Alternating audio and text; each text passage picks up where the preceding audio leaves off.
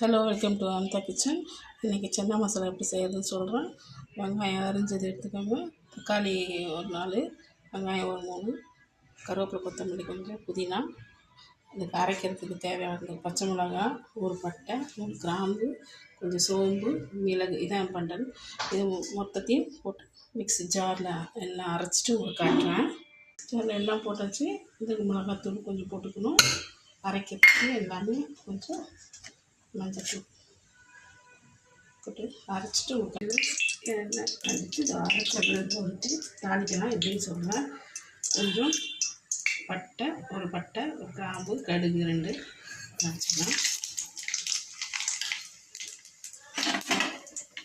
இது வெங்காயம் போட வேண்டிய அவசியம் இல்லைங்க. இதை போயிடும்.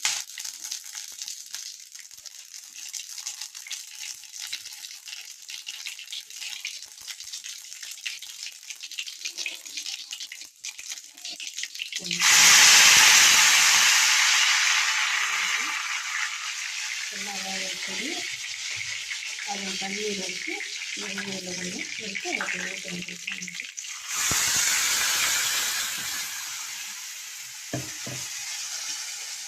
தண்ணி வச்சு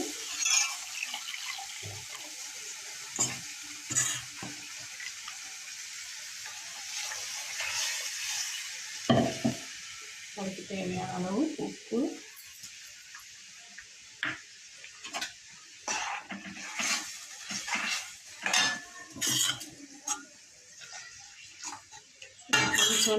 சென்னா போடணும். நல்லா மிளகாத்தூள் வாசனை போகணுன்னு ஸ்டேஜில் அந்த சென்னா போட்டுக்கலாம்.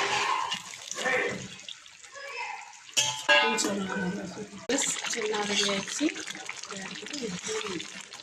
சோளம் கொடுத்து